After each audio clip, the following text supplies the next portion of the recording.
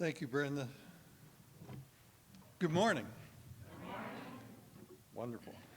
I'm Dale Johannesmeyer. I'm an elder here at Scots Kirk, and on behalf of Pastor Jim Mitchell and the session at Scots Kirk, I'd like to welcome all of you here in person, members of the congregation, visitors, and all of you watching virtually on the internet. Again, welcome to you all. Announcements are in the bulletin.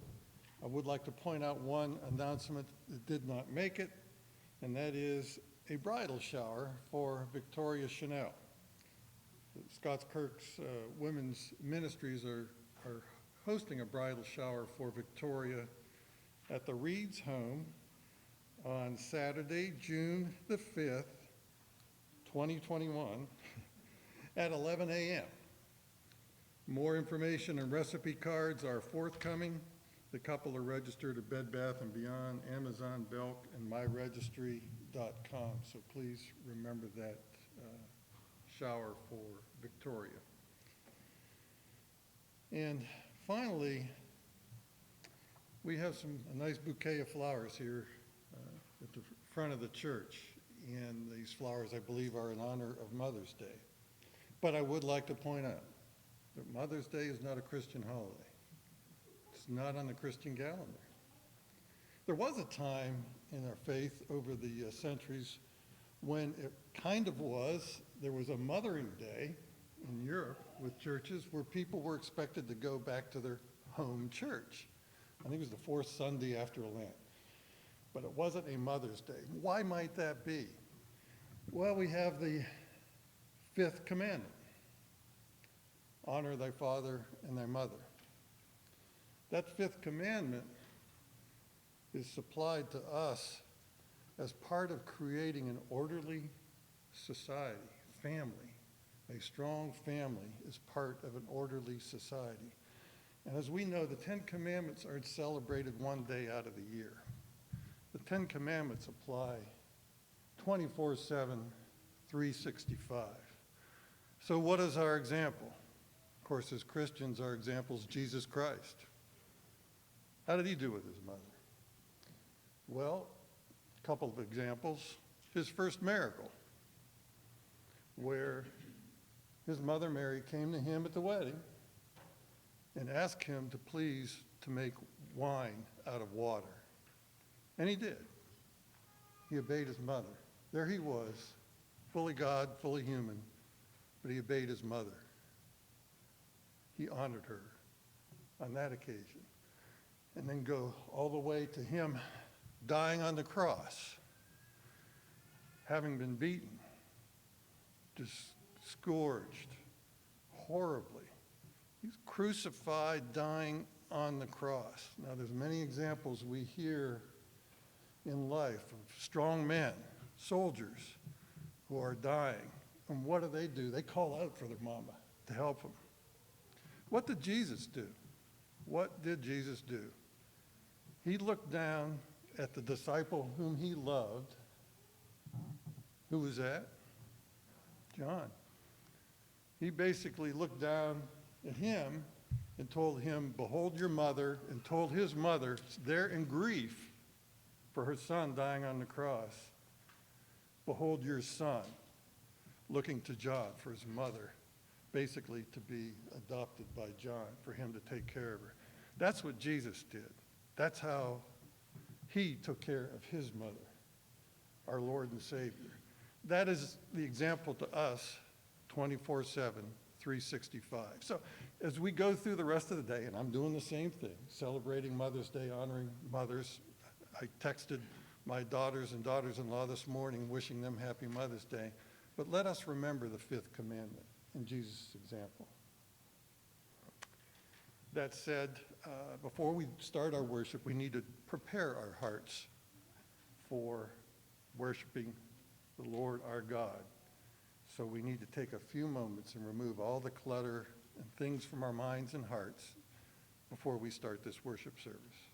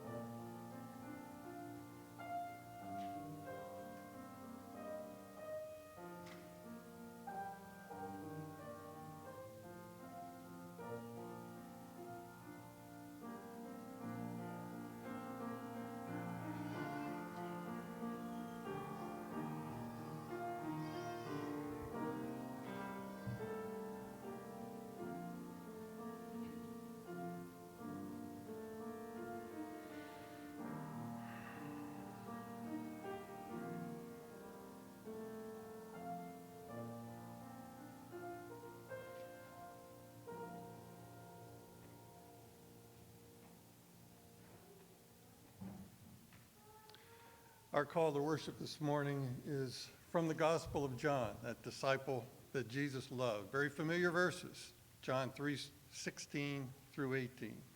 These verses are familiar. They truly apply to the central message of this morning's worship service. Hear the word of God. For God so loved the world that he gave his only Son, that whoever believes in him should not perish but have eternal life. For God did not send his Son into the world to condemn the world, but in order that the world might be saved through him. Whoever believes in him is not condemned, but whoever does not believe is condemned already, because he has not believed in the name of the only Son of God. Praise God. Let us worship him by starting and standing and singing a hymn of Jesus Christ praise, hymn number 172 in the Trinity hymnal. Let us love and sing and wonder. The words are also included in the bulletin.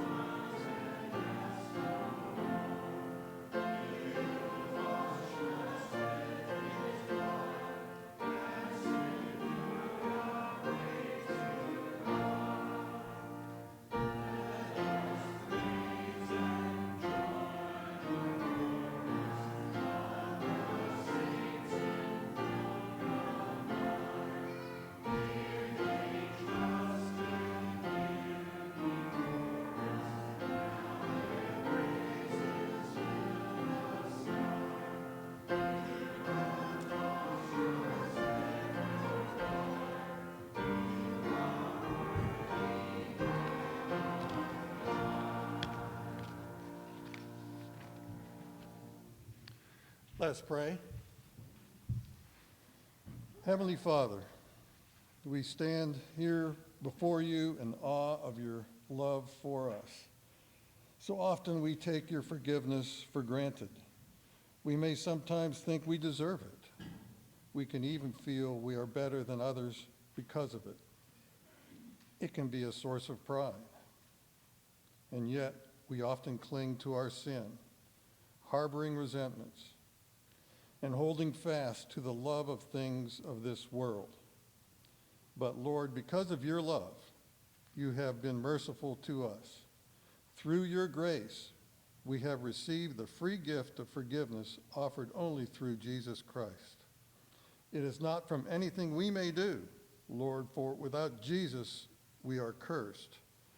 But we have been forgiven because Jesus became a curse for us. Lord, we praise you for your mercy and your grace. All glory to you. We pray that this service will truly be pleasing to you and show our thankfulness for your everlasting love for us. We ask this in the name of our glorious Savior, Jesus Christ, who taught his disciples to pray, saying, Our Father, who art in heaven, hallowed be thy name. Thy kingdom come, thy will be done, on earth as it is in heaven. Give us this day our daily bread, and forgive us our debts, as we forgive our debtors. And lead us not into temptation, but deliver us from evil. For thine is the kingdom, and the power, and the glory forever. Amen. Please be seated.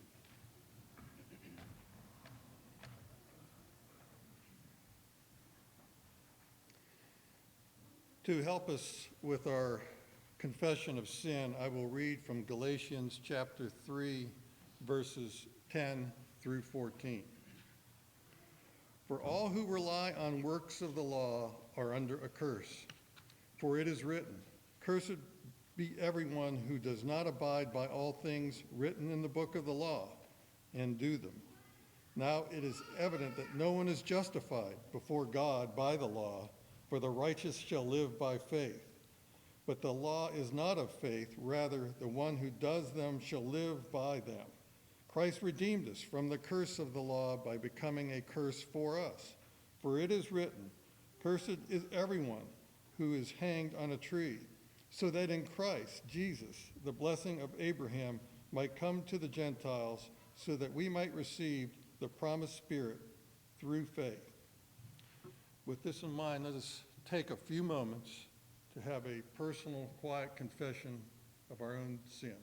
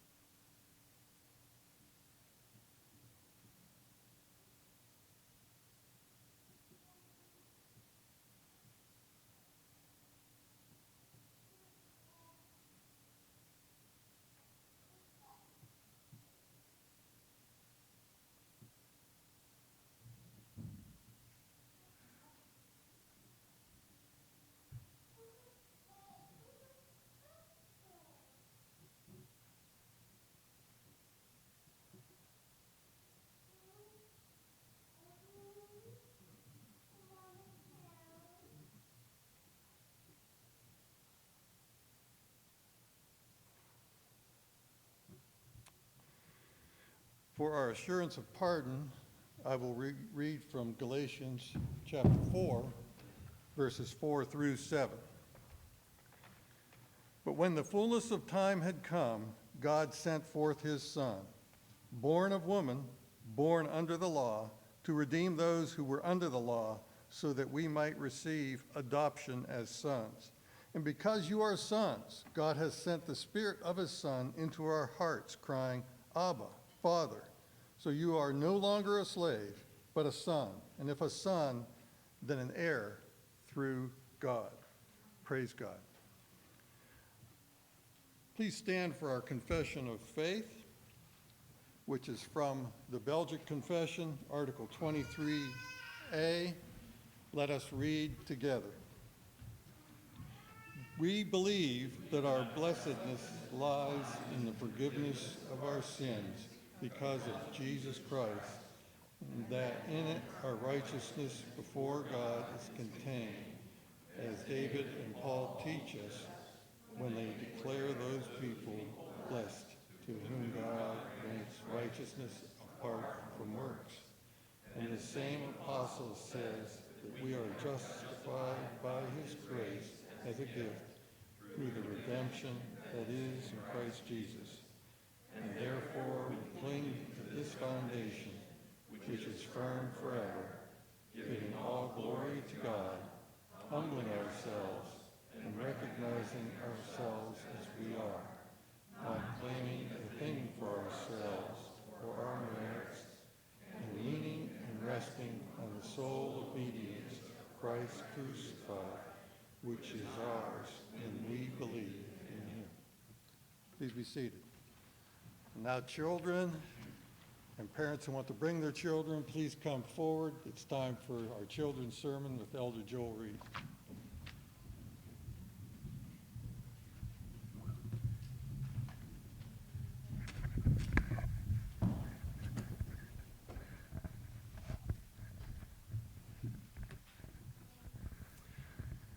All right. So, how many of you ever been invited to somebody's house to eat? Oh, yeah, right? And it's fun, isn't it? Now, do they welcome you in and give you a nice seat and give you lots of good food, right? Well, in our passage today, we're going to read about Jesus going to a Pharisee's house named Simon. And Jesus went there. He went in the house and sat down or reclined at the table. And while he was sitting there, a woman came in. And she was weeping. And she got behind him. And she let her tears fall on his feet and wiped his feet. And she had this really expensive perfume or ointment. And she poured it on his feet and wiped it with her hair. And she never looked at him. She was behind him while she did this. And Jesus looked at the woman and he said to Simon the Pharisee, he said, you know, it's tradition for you to wash my feet when I came in, but you didn't wash my feet. You didn't give me a kiss, and she had kissed his feet while she was wiping them. And you didn't do any of this, and yet she did all of this for me because she was so sorry for all of the sins that she had committed. And she was in the presence of our Savior Jesus and knew it. And he turned to her and he said, your sins are forgiven.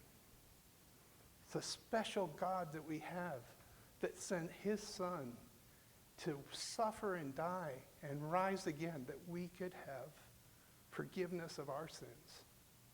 Let's pray. Dear Heavenly Father, we do thank you that you love us so much that you sent your one and only Son to do something we couldn't do, just to redeem us to yourself. In Jesus' name we pray. Amen.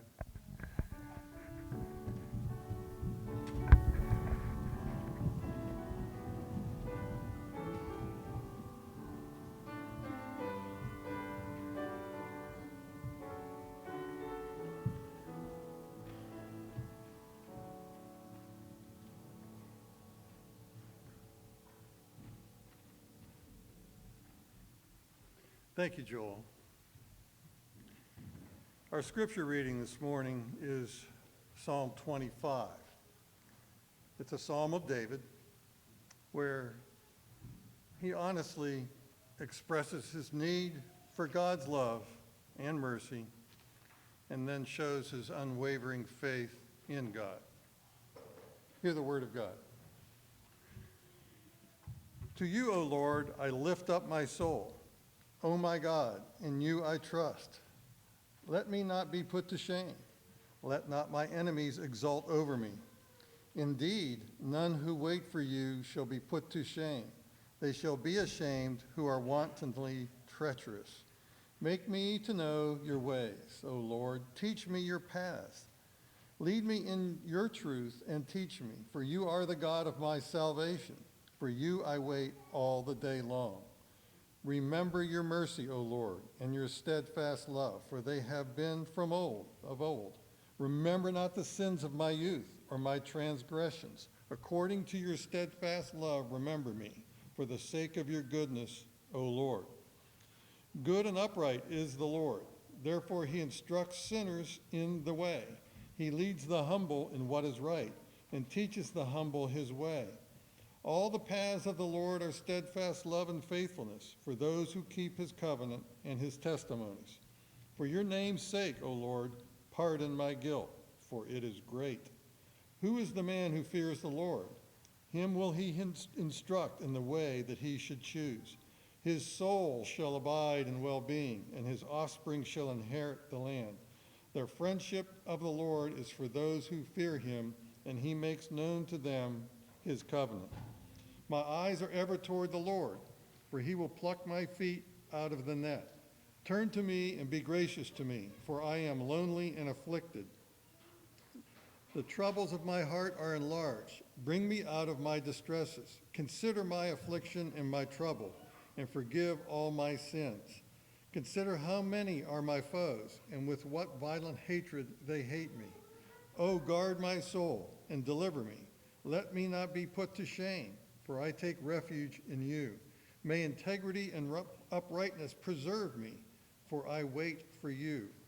Redeem Israel, O God, out of all his troubles. The grass withers, the flower fades, but the word of our God will stand forever. Amen.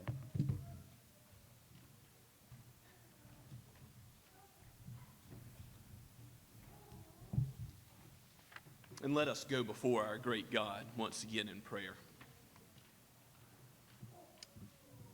O Lord, our Lord, how majestic is your name in all the earth. You spoke this world into existence. You are our creator, and you are our redeemer. How thankful we are for the forgiveness of sins in Christ. By grace, by his work, not our work, by his merit, his righteousness, and given as a gift, that we might be sons and daughters of the Most High, that we might be given an everlasting kingdom. O Lord, we who have great guilt, you know the depth of our sin even better than we do. You know how depraved we are, and yet you have chosen in your great mercy to lavish your grace on those who have faith in Christ, that they might know they are redeemed. Lord, let that be our song today. Let us praise you for this redemption that you have so generously given, as you have looked on us with compassion. And so may we go and live before a watching world with compassion. Give us unity and love towards one another. May the peace of Christ rule in our hearts. And let us even love those who oppose us. Let us love our enemies as you have called us to. Oh, Father, this is your world, and you order all of it. We do not long to go back to a former day, but we ask that you would make us as the men of Issachar who understand the time that we live in, and with wisdom discern how to apply your word and live it out as salt and light in this world. And not to be surprised that this world opposes you and opposes us, therefore. But Lord, give us the wisdom in how to respond with humility, with love, with patience, and with the good of our neighbor foremost in our mind. Lord, help us to practice hospitality with thanksgiving for how you have been so hospitable to us. Lord, we thank you for our mothers. We know that you have used them in our lives in ways in which we know and do not know. And you, again, know the depths of how deep that thanksgiving ought to be. We thank you, Father, for those who are here today, for those who are raising children now or have the opportunity to be grandmothers or other extended family that you've given the blessing of aiding the nurture and admonition of these children in the Lord Jesus Christ. We also pray, Lord, our hearts go out to those who long to be mothers, who are mourning the loss of a son or daughter. Father, we lift them up before your throne, knowing that you care for each one of your children, and that your love is something that will never depart, will never leave us. You will never leave us nor forsake us. You will be our shepherd through every field and valley, every struggle that we face on this earth is leading us all the way home. And we thank you for that assurance that we have in the Lord Jesus Christ. As we go to the Scriptures today, bless your church with understanding. Bless those who do not yet know Christ, that they might be converted by your Spirit's power to come to believe in him, the one who is able to forgive sins. Help us, Lord, in this place. Help us in the ARP church to be faithful to your word. Bless every Christian church of every denomination in our city. We pray that those that preach Christ might do so mightily today, and that your word would be received by many here and around the world. We pray for those on the mission field. We pray for those in the ARP Synod of Pakistan, the many ARP churches in that land, which you have seen fit to bless. Lord, help the word go out with power and conviction today for the blessing of your people. And help those who labor, as the Loteses do. We pray for Ken and Jerry Lotes to draw the ears of Muslims to hear with true spiritual hearing your word here in America. Father, we thank you for the Andes and their work with international students in Colombia, and pray for that work. We pray for the work of RUF with college students and Erskine College in particular, and that work going forward. We ask your blessing. And Father, we pray for Stephen Chanel, the younger, who is graduating today. We pray for his days ahead, that you might bless him and keep him. And for Chris Baker and Victoria as they are preparing for marriage together. Oh Lord, bless the families of this flock. We pray that you would bless husbands and wives and strengthen them in the bond they have in the Lord Jesus, that they might seek to glorify him together, and that this ultimate goal of life, which you've given us as individuals, might also be our goal as a married couple. Father, we pray that you would bless all of your flock. Bless the youth and the children that you've given us. Bless those who are single. Bless older saints.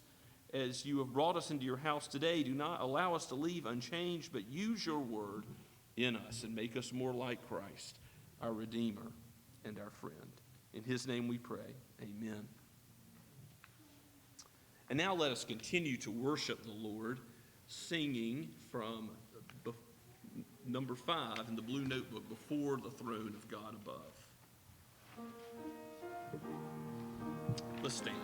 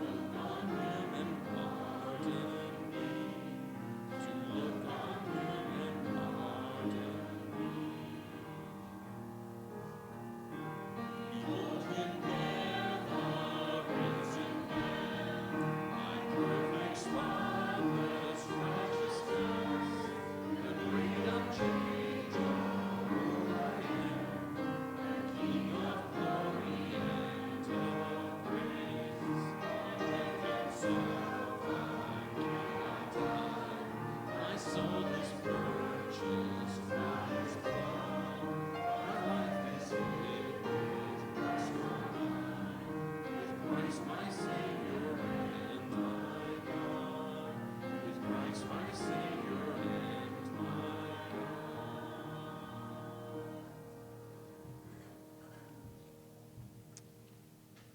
Let us pray. Oh, Father, you have called us to be present together, to sing your praise today, as the angels sing in heaven. Holy, holy, holy is the Lamb who was and who is to come. May your name be glorified here. Use our lives as living sacrifices. Use our talent and our time for your name's sake, that your gospel might go forward with deeds of love and mercy in all the earth. For we ask it in Jesus' name. Amen.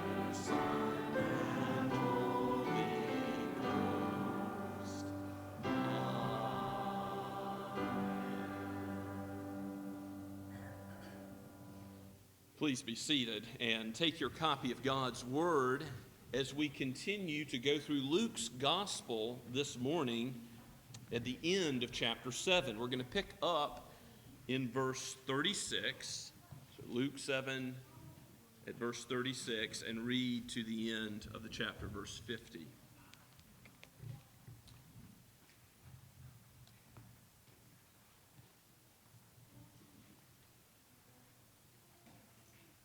Jesus is invited to a Pharisee's house and shown hospitality here, but that hospitality may have been a trick, a trap. It may have been this Pharisee seeking to size up Jesus. Was he a prophet, more than a prophet? Was he who he claimed to be? But we're going to see that the Pharisee doesn't understand forgiveness. And yet the sinful woman, the other character we'll meet in the story, does.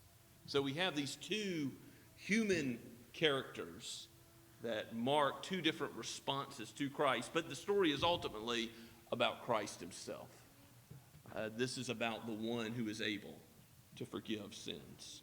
So let us hear now from God's word, from the pen of Luke and breathed out by the Holy Spirit himself. One of the Pharisees asked him, that is Jesus, to eat with him. And he went into the Pharisee's house and took his place at the table. And behold, a woman of the city who was a sinner, when she learned that he was reclining at the table in the Pharisee's house, brought an alabaster flask of ointment, and standing behind him at his feet, weeping, she began to wet his feet with her tears, and wiped them with the hair of her head, and kissed his feet, and anointed them with the ointment. Now when the Pharisee who had invited him saw this, he said to himself, if this man were a prophet, he would have known who and what sort of woman this is who was touching him, for she is a sinner. And Jesus answering said to him, Simon, I have something to say to you. And he answered, say it, teacher. A certain moneylender had two debtors. One owed 500 denarii and the other 50. And when they could not pay, he canceled the debt of both. Now which of them will love him more? Simon answered, the one, I suppose, for whom he canceled the larger debt. And he said to him, you have judged rightly. Then turning toward the woman, he said to Simon, do you see this woman? I entered your house. You gave me no water for my feet, but she has wet my feet with her tears and wiped them with her hair. You gave me no kiss, but from the time I came in, she has not ceased to kiss my feet. You did not anoint my head with oil, but she has anointed my feet with ointment. Therefore I tell you, her sins, which are many, are forgiven, for she loved much. But he who is forgiven little loves little. And he said to her, your sins are forgiven. And those who were at the table with him began to say among themselves, "Who is this who even forgives sins?" And he said to the woman, "Your faith has saved you. Go in peace." Let us pray together. O Holy Spirit, we seek your help now, that we might go forward in peace in our lives and live according to the peace of Christ in our hearts. And Lord, if there are any here today who have not yet sought the forgiveness of sins from the Savior, that you would open their hearts and that you would make them a new creation in Christ Jesus. Give them the new birth in him. For we pray this in Jesus' name. Amen. What would it be like if you went to an event with family or friends? Perhaps today you saw your mother, your grandmother, your daughter, and instead of embracing at the door with a warm hug, you just walk right past. You offer no greeting. You go about your business. You eat. That would be a bit strange in our culture. Well, in the dusty Palestinian culture of Jesus' day, to not have your feet washed and to not be given a kiss on the cheek, it was like a hug or a robust handshake in that culture. To not be given a greeting at all would have been quite an affront. And so that's why I think this Pharisee is not, we're told his name is Simon. He is not in the best of intentions as he invites Jesus to his house. Now, what probably happened is Jesus and other invited guests are lounging around the table, reclining and having conversation with other religious leaders, and uninvited guests, and this would be the practice, would come to the courtyard, come nearby and listen in and hope to glean some wisdom from such notable people being present. This Pharisee may have had means, but he didn't have hospitality. We're going to see this text teaches us something about Christian hospitality and what we ought to do in that regard. But first and foremost, it teaches about Jesus, the one who forgives sins. And certainly this woman was a sinner. In verse 37, we read that she was a woman of the city who was a sinner. And this is almost certainly euphemism that she was a harlot. She was a prostitute. She was one who was known by the community. And Jesus does not condemn her. It must have taken quite a bit of courage for her to even come into a Pharisee's house knowing that she would be looked down upon and thought of as scum. And here Jesus does not condemn her, but in fact she must have met Jesus earlier, for she already knows who he is. Perhaps she's heard him preaching the Sermon on the Plain. Perhaps she's seen him working miracles. Perhaps she has seen him raise the dead. Whatever the case, she knows who Jesus is. And when she gets near him, when she's by his feet, a place of humble submission, she begins to lose control of her tears. She weeps. And perhaps this is a weeping that is a mixture of joy in the salvation that she now knows Jesus and she now loves him and knows that she's loved by him. As we'll see, that is the case. She loves much because she is forgiven much. And perhaps also tears of sadness as she remembers her sin, as she remembers how wayward she was. But she is changed by Christ. And just as Paul with the Corinthian church, who have rampant sexual immorality in that church, he says, you know, such were some of you, speaking about their former way of life. But what can God do to people who have walked away from him in every conceivable way? He can cleanse them. He can change them. He can give you a clean slate. He can present you as righteous before his throne.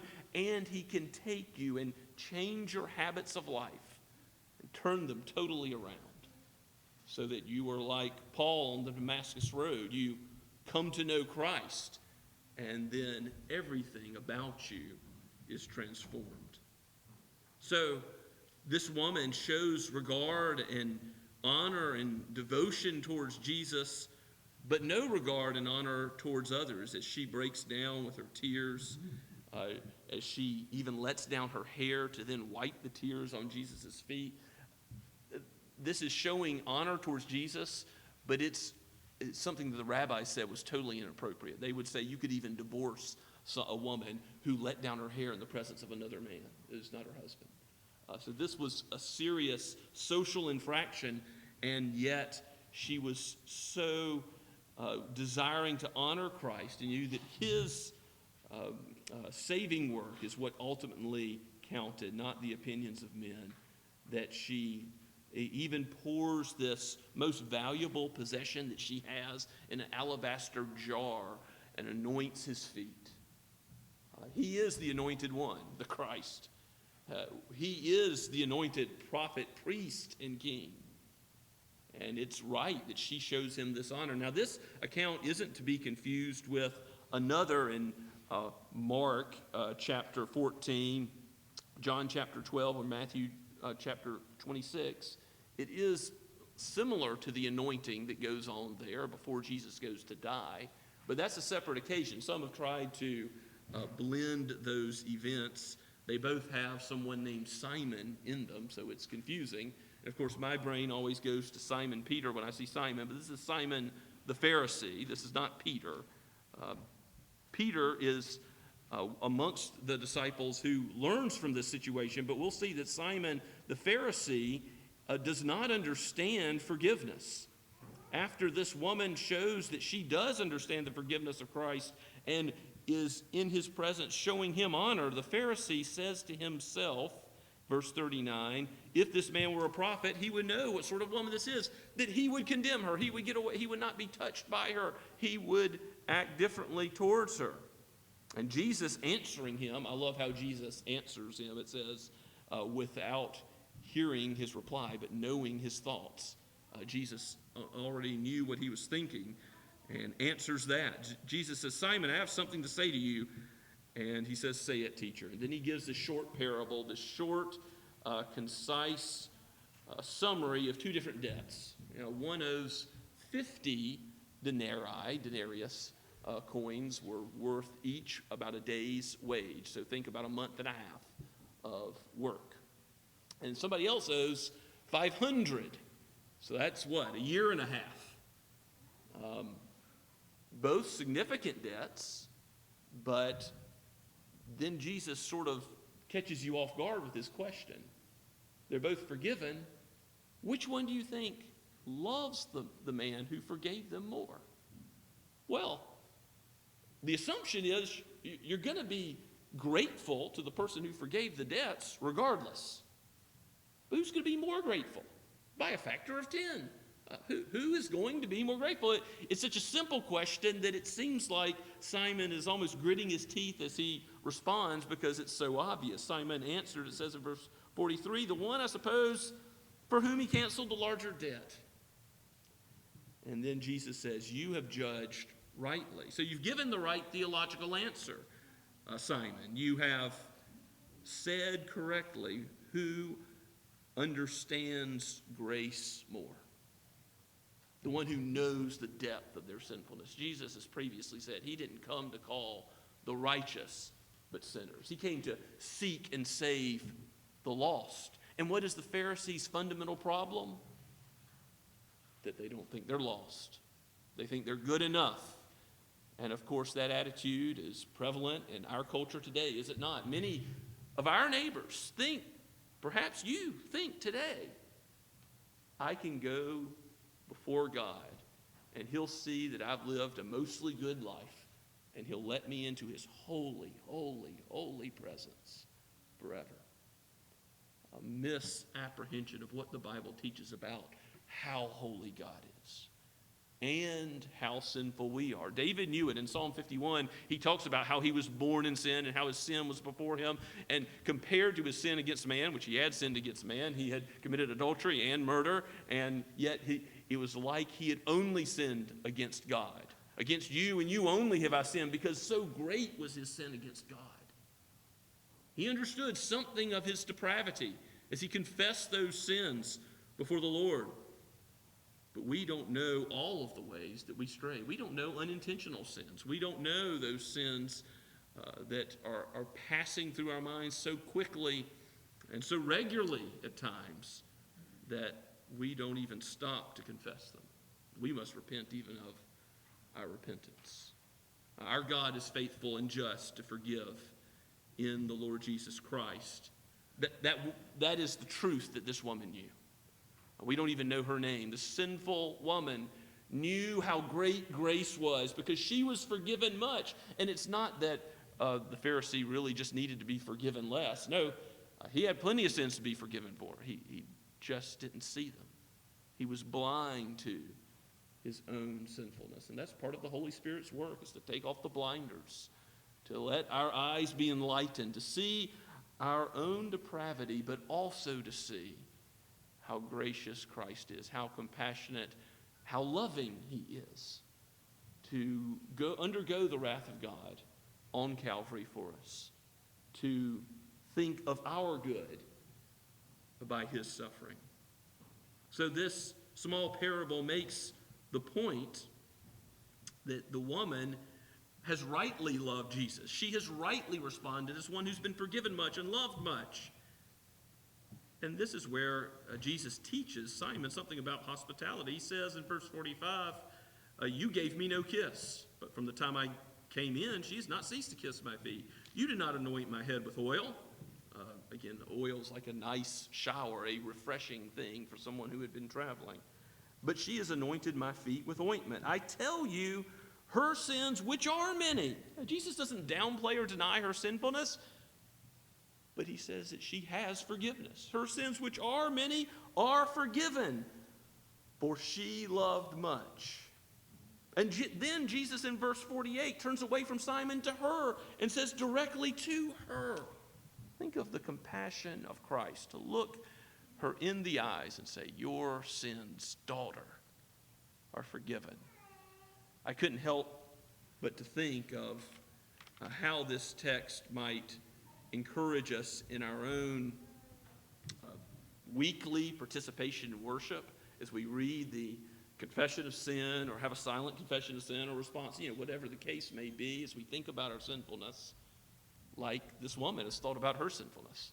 And then we hear read for us an assurance of pardon, some scriptural text, some promise of the gospel. John 3:16. If you believe in the Lord Jesus Christ, you will be saved. That's the promise. If we're faithful, if we confess our sins, he's faithful and just to forgive us our sins. 1 John 1:9. Any of these texts that as we read them, that it's not just a ritual, it's not just a rote thing. This is like Christ looking us in the eye and saying, son, daughter, you are forgiven. For this is his promise. This is his word. And he is gracious to teach us how to be gracious with others. There's, in the parable, the unmerciful servant, he's forgiven a great debt he can never repay, but then he goes back and tries to get a small debt out of a buddy. Here, we are to be exemplifying the graciousness of God as we go out into the world and how we relate to one another in the church and outside of the church. May it be that we do show hospitality like Abraham. I think that if you read Genesis 18, you see that Abraham, his wife, it wasn't just the wife's responsibility. It was Abraham's taking the lead. They make cakes. They kill a calf. They prepare a meal to show hospitality to outsiders. And they do this in old age. There's so many excuses we can have, and I think some of them relate to pride. We don't want people to see our imperfections, and we want everything to be perfect before we have anybody over to our house. We are too focused on our own activities to stop and invite our neighbors over, to get to know one another in the body of Christ. Fellowship doesn't happen automatically, does it? Some of it happens here, some of it happens in our gatherings here at Scots Kirk, but some of it happens as a result of those informal bonds that we establish out there And, that's sometimes the best way to introduce Christ to the world is by living life together through the week. And it is a command that we be practicing fellowship, that we have an open door. Jesus talks about what we do to the least of these, and offering a glass of cold water is in there. We ought to do for our neighbors as we would expect a gracious and compassionate God would. Jesus says that this Pharisee Simon was wrong not to welcome him warmly, not to provide for his dusty feet, his refreshment. And part of showing hospitality is serving other people. It forces you to say, what can I do for your comfort? How can I arrange things for your good? Can I get you something else? Can I get you more of that? It's not something that has to be fussy. It's not something that has to be over the top. It's letting people know that you care about them, that you seek their good. Jesus says we ought to do these things. It ought to permeate who we are as a people.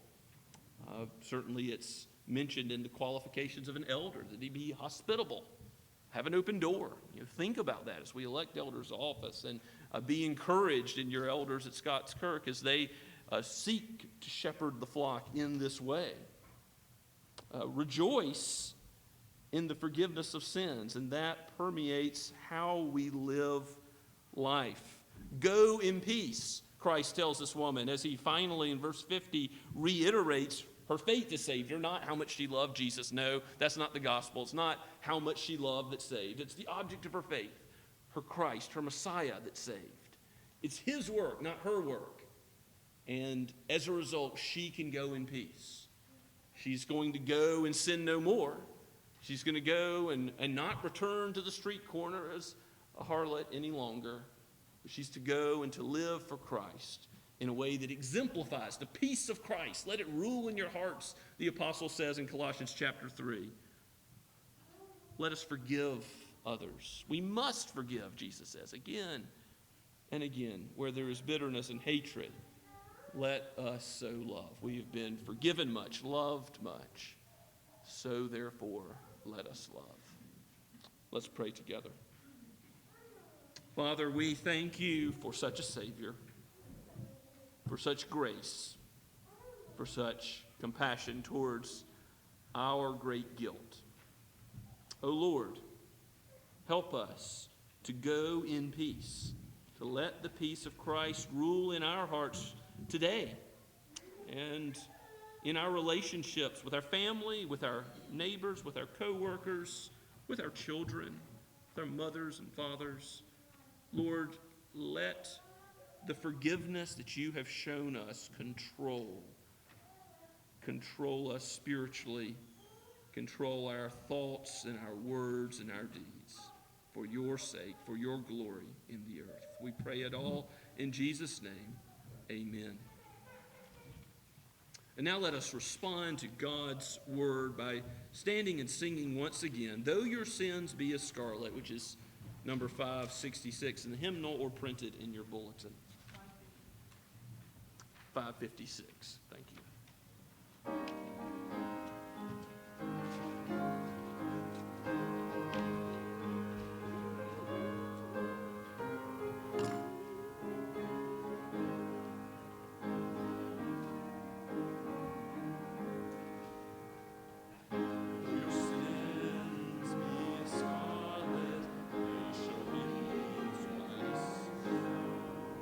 Your sins be as scarlet, they shall be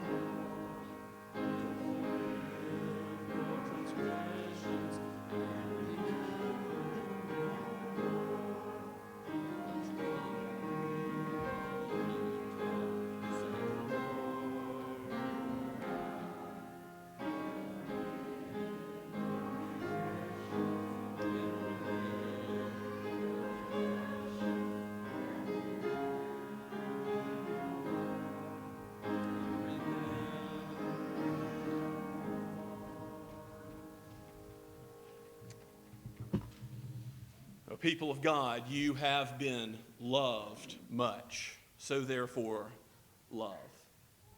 And now may the Lord be gracious and keep you. May he cause his face to shine upon you and give you peace. May he lift up his countenance upon you and give you his peace now and forever. Amen and amen.